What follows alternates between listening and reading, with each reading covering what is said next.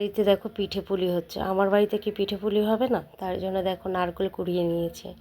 তো এখানে গরম হয়ে গেছে কড়াই, তো পরিমাণ মতন জল দিয়ে দিয়েছি। আর এখানে পাটালিগুলোকে ভেঙে ভেঙে রেখে দিয়েছিলাম, তো পাটালিটাকে আমি গুড় মতন বানিয়ে নেব জল দিয়ে। দেখো গুড় হয়ে গেছে, এবার আমি একটু ছেঁকে নেব, কারণ এর ভেতরে অনেক সময় নোংরা থাকে। ছেঁকে নিলাম। তো এখানে কড়াই গরম হয়ে গেছে, এবার নারকেল কোড়ানিগুলো দিয়ে দেবো।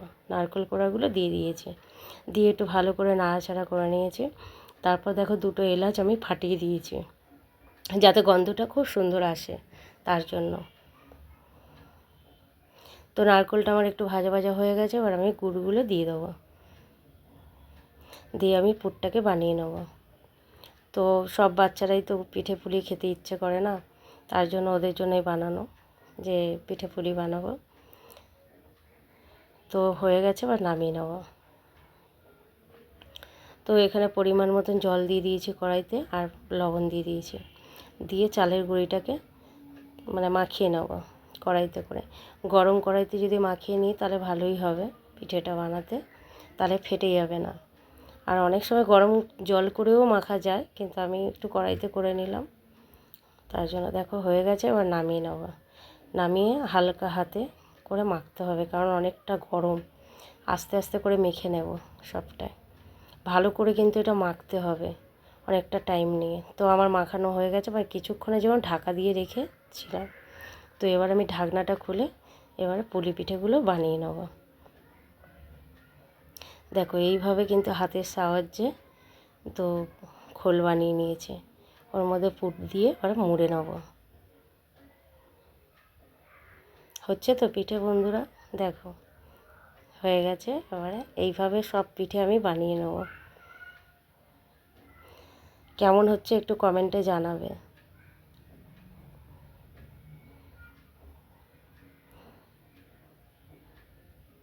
তারপর ননদকেও বললাম যে কিছু পিঠে তুইও বানিয়ে দে, কারণ একা হাতে তো করা যায় না, না অনেকটা টাইম লাগে, তার জন্য।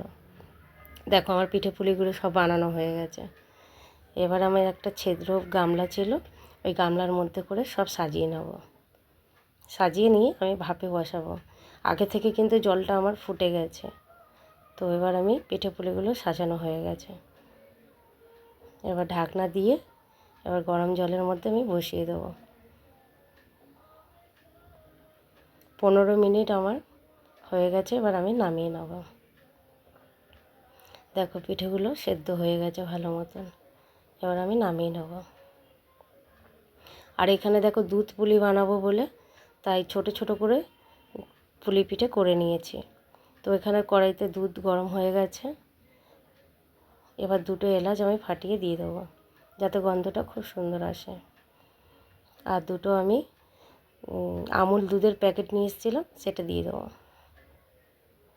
আর পরিমাণ মতন চিনি দিয়ে ভালো করে নাড়িয়ে চাড়িয়ে নেব। তো দেখো দুধটা ফুটে গেছে, এবার আমি পুলি পিঠেগুলো দিয়ে দেবো। এইটা কিন্তু 15 থেকে 20 মিনিট আমি দুধের মধ্যে ফুটিয়ে নেব, তাহলে ভালো মতন সেদ্ধটা হয়ে যাবে। ওপর থেকে কালারটা খুব সুন্দর যেন আসে, তার জন্য দেখো এখানে খেজুরের গুড় দিয়ে দেবো।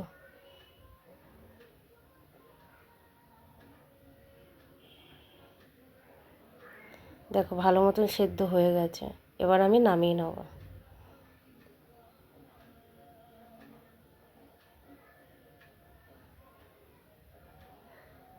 এবার আমি একটা প্লেটে করে সাজিয়ে নিয়েছি। দেখো কতটা সুন্দর লাগছে না? কমেন্টে জানাবে কিন্তু কার বাড়িতে